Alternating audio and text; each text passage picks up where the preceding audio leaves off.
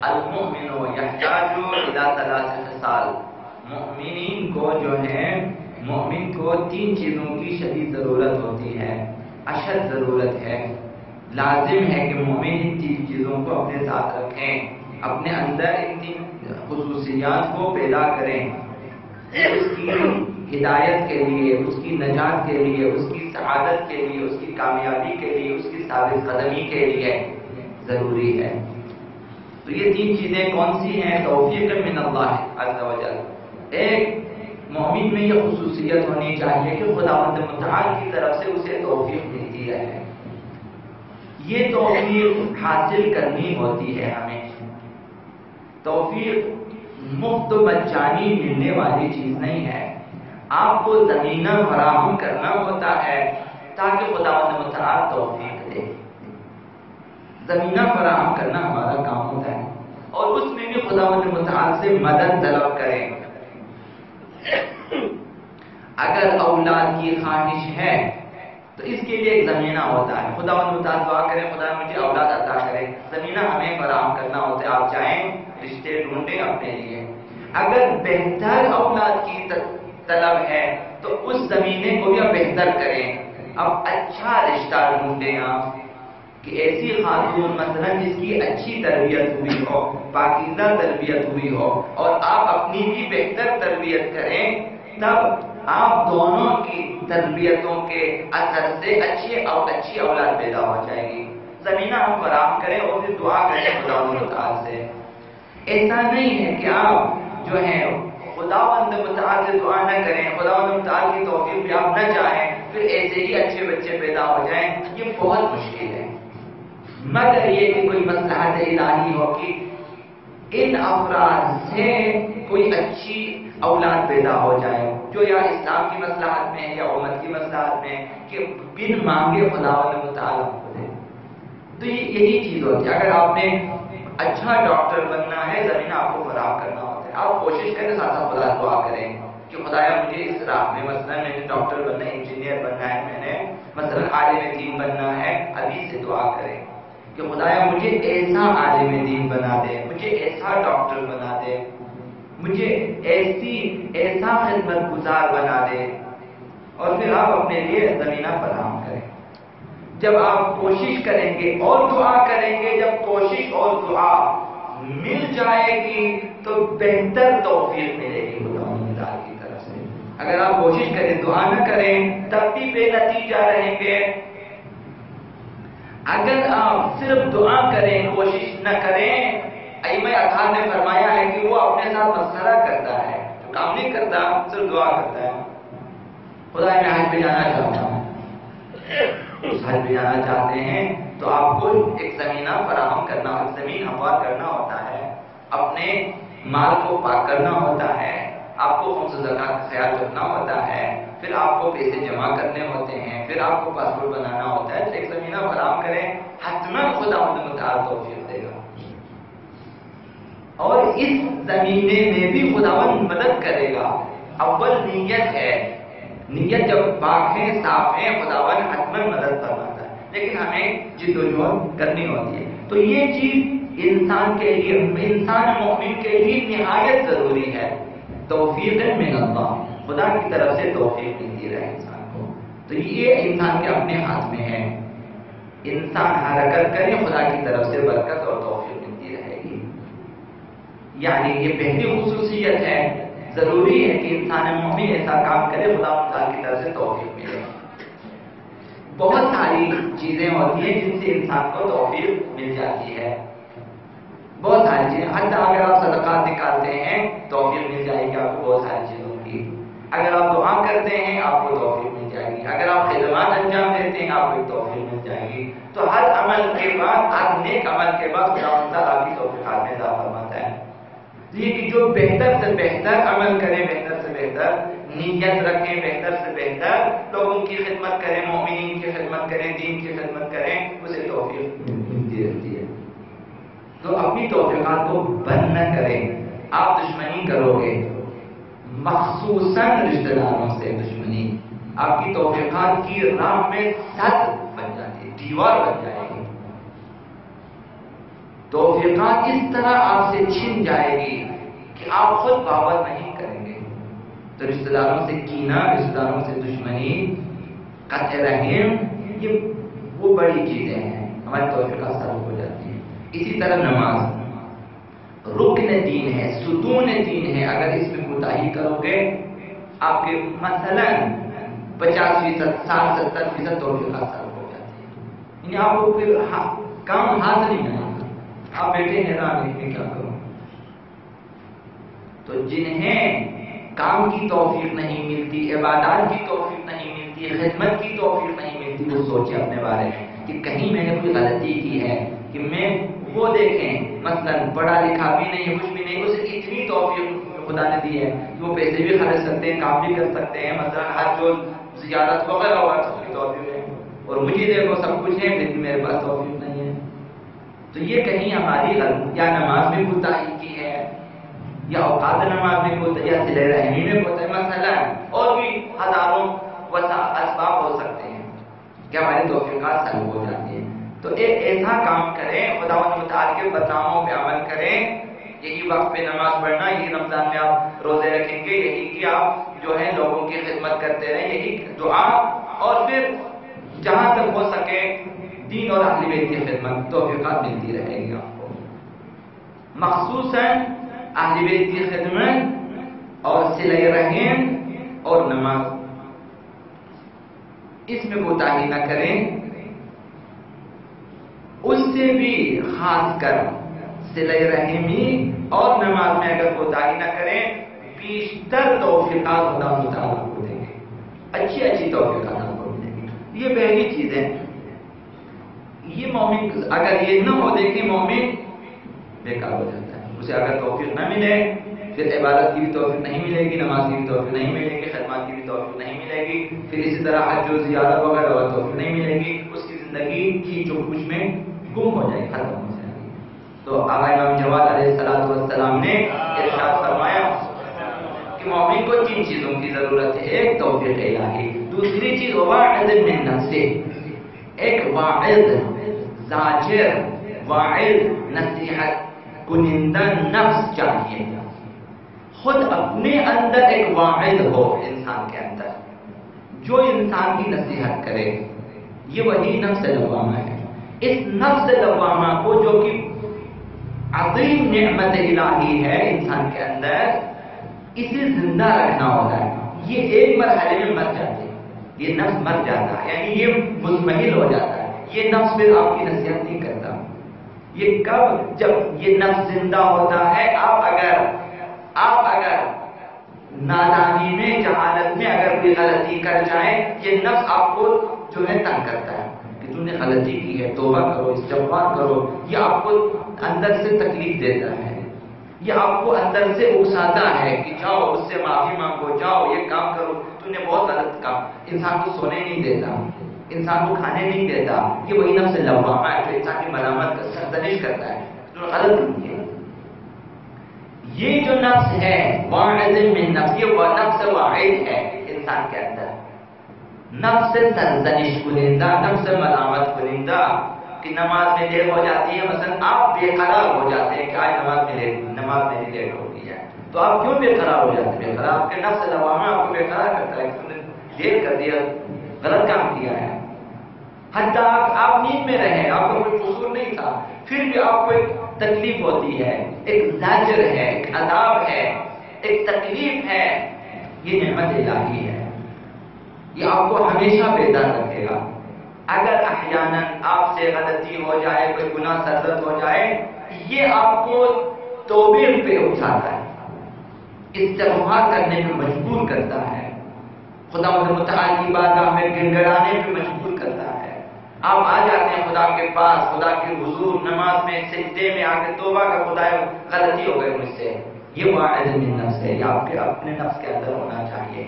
جب انسان گناہ پہ گناہ کرتا جائے، دل سیاہ تر ہوتا جاتا ہے، تو ایک مرحلہ ایسا آ جائے گا کہ یہ نفس جب دیکھتا ہے کہ میری بات نہیں سنتا، پھر یہ بیٹھ جاتا ہے، جو چاہے گناہ کرو، اسے جو ہے پرواہ نہیں ہوتا.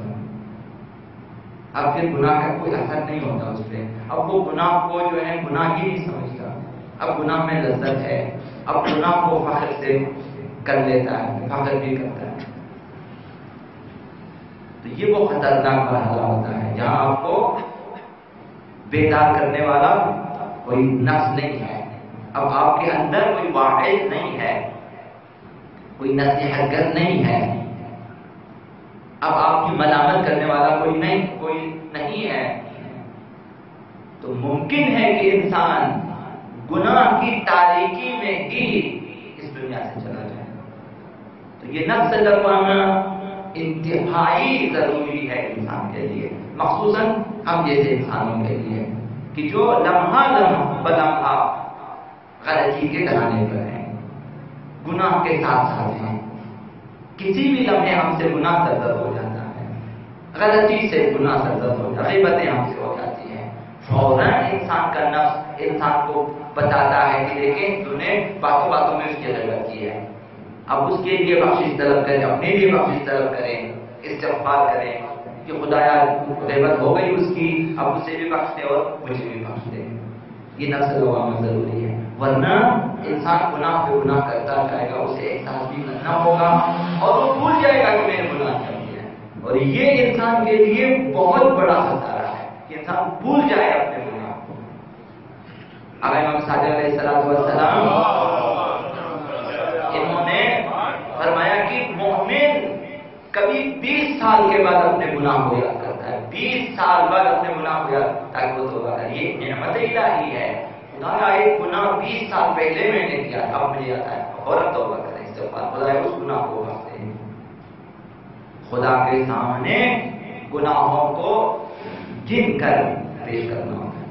مخصوصاً اگر آپ حج پہ جائیں، رکن یمانی کے پاس ایک خاص جگہ ہے، وہاں مستحب ہے کہ انسان اپنے گناہوں کو گن کے خدا کے سامنے دے، اقرار گناہ ہے، نہ کہ دوستوں کے پاس، نہ کہ رشتہ داروں کے پاس، نہ خدا کے خانہ کعبہ کے پاس، جہاں امیر المومنین کی وعدہ کی دی دیوار شق ہو گئی. اسی جگہ ایک خاص اور جگہ ہے اسی کے بالکل نزدیک، وہاں پہ انسان کے لیے مستحب ہے، حاجی کے لیے، کہ اپنا گناہ وہاں پہ بیان، خدا میں نے یہ گناہ کیا، یہ اقرار. دیکھیے انسان وہاں لرز جائے گا. حتی مسجد میں اگر آپ اقرار کریں اپنے گناہ کا اکیلے میں، اگر آپ بولنا شروع کریں اپنے گناہوں کو، حتماً آپ میں تبدیلی آ جاتی ہے، حتماً آپ منقلب ہو جائیں گے. تو وہاں وہ تو خانہ خدا، اس کی اپنی ایک عظمت ہوتی ہے. تو یہ کہ جب آپ کے اندر نفس لوامہ، ملامت کنندہ نفس موجود ہے، یہ واعظ من نفس موجود ہے، آپ کو اندر سے بعض نصیحت کرنے والا ایک نفس موجود ہے، تو یہ آپ کو مومن رکھے گا. یہ ہمیشہ آپ کو آپ کی غلطیاں یاد دلاتا رہے گا. جب آپ اچھا کام کریں یہ آپ کو شاباش دے گا، آفرین کہے گا، یہ آپ کو خوشی. اور جب آپ غلطی کریں یہ آپ کی سرزنش کرتا ہے. تو یہ نفس اور یہ واعظ انسان کے لیے نہایت ضروری ہے، انسان مومن کے لیے، تاکہ اسے اپنے گناہوں کی طرف متوجہ رکھے، تاکہ یہ انسان خداوند متعال کی بارگاہ میں توبہ کرے. یہ ضروری ہے. حتی عمر کے آخری مرحلے میں ممکن ہے کہ خداوند متعال کی توفیق شامل حال اور آپ اپنے گناہوں کو یاد کر سکیں کہ وہ گناہ آپ سے سرزد ہوا تھا. تو مرنے سے حتی 1 منٹ پہلے بھی آپ توبہ کر سکتے ہیں. انشاءاللہ خداوند متعال بخشے گا. استغفار کیا ہے تاکہ کہ آپ یہاں سے جائیں روز محشر خدا کے حضور پیش ہونے تک ممکن ہے کہ خدا متعال آپ کی اسی استغفار کی بدولت آپ کو بخش دے، اس گناہ کو ختم کر. یہ 2 چیزیں ضروری ہیں. ایک تیسری چیز ہوتی ہے مومن کے لیے، وہ مومن کی نشانی ہوتی ہے. اپنے اندر تلاش کریں، ڈھونڈیں یہ نشانی میرے اندر موجود ہے یا نہیں ہے. وہ نشانی کیا ہے؟ وَقَبُولٍ مِّمَّن يَنصَحُهُ. وہ نشانی ہے کہ کوئی بھی انسان اس کی نصیحت کرے تو یہ قبول کرے. اگر آپ کی نصیحت کرے، آپ اس کی نصیحت کو سنیں، قبول کریں. اگر درست نصیحت سے قبول کریں. اب اکثر انسان ایسے ہوتے ہیں کہ وہ نصیحت قبول نہیں کرتے. اکثر انسان نصیحت قبول نہیں کرتا. یہ کمزوری ہوتی ہے انسان کی. اب عمل نہ کریں، اس میں آپ کی بے عزتی نہیں ہوتی ہے، اس میں آپ کا انسلٹ نہیں ہوتا ہے، اس میں آپ کی عزت نفس مجروح نہیں ہوتی ہے. نصیحت کیا آپ کہیں انشاءاللہ میں عمل کروں گا، ایسی بات ہوتی ہے. یہ مومن کے آقا امام جواد علیہ السلام نے ارشاد فرمایا کہ مومن کی نشانی، اور مومن کے لیے نہ صرف نشانی ہے، یہ ضروری ہے مومن کے لیے کہ نصیحت قبول کرے. تو یہ پہلے بھی آپ کی خدمت میں عرض کیا ہے کہ علماء، فقہاء، اولیاء الہی، عرفاء جاتے تھے اپنے اساتذہ کے پاس اور ان سے درخواست کرتے تھے کہ میری نصیحت کریں.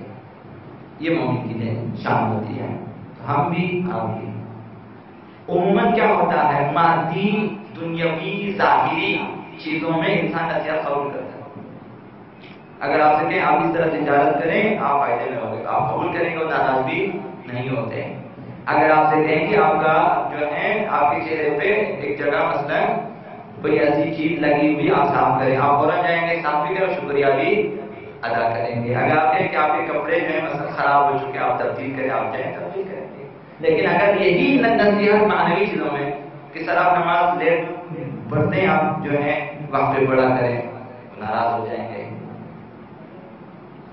کہ جناب آپ جو ہیں 24 گھنٹے میں قرآن نہیں پڑھتے، آپ روزانہ مثلا کم از کم 50 آیتوں کی آپ نے تلاوت کرنی ہے.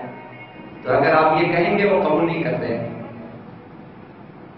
ایسا کیوں ہے کہ معنوی معاملے میں ہم قبول نہیں کرتے، لیکن ظاہری مادی چیزوں میں ہم نصیحت قبول کرتے ہیں جس میں معمولی سا فائدہ ہوتا ہے.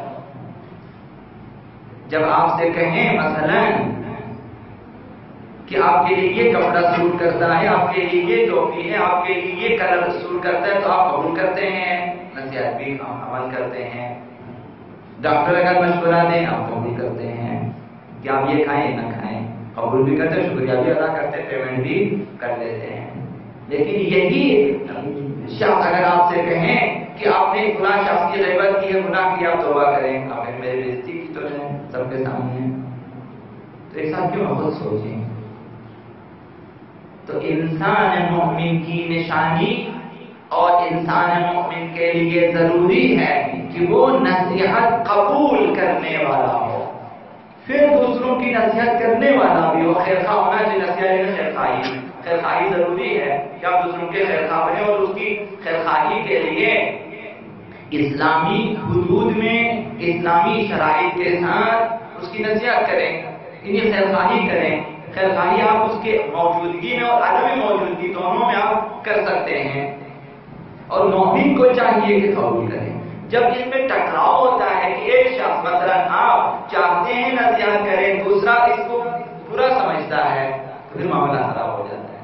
آپ ایک خاص اسلامی دینی اخلاقی نیت سے نصیحت کرنا چاہتے ہیں، دوسرا اصلا اس حدود میں نہیں ہے، وہ اصلا اس کیفیت میں نہیں ہے. تو اگر چاہتے ہیں کہ ہمارا معاشرہ درست ہو جائے گی، ایک شخص خیرخواہی کرے دوسرا قبول بھی کرے، تو پھر دونوں ناراض ہو رہے ہیں.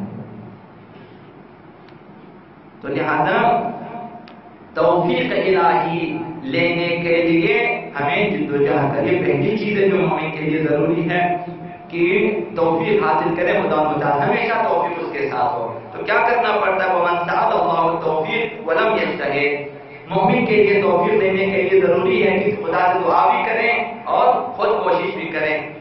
جو ہے امام نے فرمایا کہ جو خدا سے توفیق کی دعا کرے گا کوشش نہ کرے فقط استہزاء بنفسہ، اس نے اپنے ساتھ مسخرہ کیا. خدا متعال کا اصول کیا ہے؟ خدا کا اصول یہ ہے کہ وَالَّذِينَ جَاهَدُوا فِينَا لَنَهْدِيَنَّهُمْ سُبُلَنَا. جو ہمارے ہم کوشش کریں گے انہیں ان کی ہدایت میں اپنا راستہ دکھائیں گے. یہ توفیق کوشش کے ساتھ ہوتی ہے. اور دوسری چیز مومن کے اندر واحد ہونی چاہیے، نفس لوامہ زندہ ہونا چاہیے، نصیحت کر نفس انسان کے اندر ہونی چاہیے، جو اچھے کاموں پہ جو ہے انسانوں کی تحسین کرے اور برے کاموں پہ توبیخ کریں، سرزنش کریں، ملامت کریں، تاکہ انسان بارگاہ الہی میں گر گڑائے اور توبہ کرے. تو اگر یہ چیز نہ ہو، آقا امام صادق علیہ السلام فرماتے ہیں کہ اگر مومن کے اندر واحد نہ ہو، یعنی یہ نفس مر جائے، من لم یکن لہ واحد من قلبی، اگر اس کے دل میں نصیحت کرنے والا نفس اس کے اندر موجود نہ ہو، وتاجر من نفسہ، ملامت کر نفس نہ ہو اس کے پاس، ولم یکن لہ قرین مرشد، اور اس کے لیے کوئی رہنما ساتھی نہ ہو. یہ چیزیں ضروری ہیں کہ اندر سے انسان کی نصیحت کرنے والا اور کوئی باہر سے رہنما بھی ہو. تو پھر کیا ہوگا؟ استمکن عدوہ من عنقہ، تو وہ اپنے آپ پر، اپنی گردن پر دشمن کو خود مسلط کرتا ہے.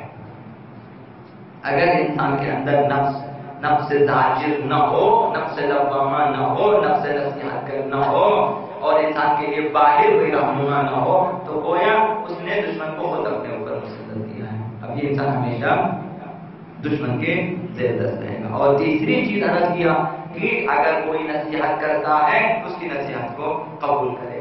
دوسروں کی نصیحت کو قبول کرنے کی خوب انسان کے اندر پیدا ہونی چاہیے، خوگر ہونا چاہیے مومن کو نصیحت قبول کرنے میں. اگر کوئی یاد دہانی کرے، ظاہری چیزوں میں انسان قبول کرتا ہے، باطنی چیزوں کے بارے میں بھی قبول کرے. دیکھا گیا ہے کافی، جب آپ اسے نماز کی دعوت دیں ناراض ہو جاتے ہیں، جب آپ اسے مثلا مسجد کی طرف بلائیں ناراض ہو جاتے ہیں، داداری کی طرف بلائیں ناراض ہو، کلاسوں کی طرف بلائیں. یہ وہی کہ جو ہے انسان، اس کا نفس ابھی تک سرکش ہے، ابھی تک اس خصوصیت، اس خوبی کو اپنے اندر پیدا نہیں کیا. آخری بات کرو، خداوند متعال اس خصوصیت کو، نصیحت قبول نہ کرنے کی خصوصیت کو جہنمیوں کی خصوصیت میں سے شمار کیا ہے. یہ وہ جو جہنمی ہوتے ہیں، خداوند تعالیٰ نے قرآن مجید میں کہا ان کی خصوصیت یہ ہے فَمَا لَهُمْ عَنِ التَّذْكِرَةِ مُعْرِضِينَ، کیا ہو گیا ہے انہیں کہ نصیحتوں سے اعراض کرتے ہیں، روگردان ہے، نصیحت کرتے منہ پھیر چلے جاتے ہیں. جہنمیوں کو ضرورت ہے فَمَا لَهُمْ عَنِ التَّذْكِرَةِ مُعْرِضِينَ، ان کو کیا ہوا ہے کہ نصیحت سے روگردان ہو جاتے ہیں. اور کس طرح روگردان ہو جاتے ہیں؟ بہت عجیب خداوند تعالی نے مثال پیش کی ہے، کأنہم حمر، گویا یہ گدھے ہیں. قرآن مجید میں خداوند تعالی نے جہنمیوں کے لیے جو نصیحت قبول نہیں کرتے، چاہے وہ نصیحت خدا کی طرف سے ہو، آخرت کی طرف مومن کی طرف قبول نہیں کرتے، کہا کأنہم حمر، حمار گدھے ہوتے ہیں. اس کی ایک جمع، کئی جمع بنتی، ایک جمع حمر ہے، گدھے. گویا یہ کفار، یہ جہنمی لوگ گدھے ہیں مستنفرہ، جو کہ بھڑکے ہوئے ہیں. جنگلی وحشی گدھے اگر جو ہے شیر کو دیکھیں بھڑک جاتے ہیں، پھر دم دبا کے بھاگ جاتے ہیں. خدا نے یہ بیان کیا کأنہم حمر مستنفرہ، یہ بھڑکے ہوئے گدھے ہیں کہ فرت من قسورہ، جو شیر سے بھگتے ہیں. انسان مومن ان وحشی گدھوں کی طرح نصیحت سے اس طرح نہیں بھاگنا چاہیے. یہاں پہ جو نصیحتیں ہوتی ہیں بھاگ جاتے ہیں، ہم نہیں سن سکتے. مسئلہ یہ خداوند تعالی بیان کیا ہے. اور ہمیں مثالیں سن کے ناراض نہیں ہونی چاہیے. بعض لوگ ظاہر ہے ان کا پیمانہ ہمیشہ لبریز رہتا ہے.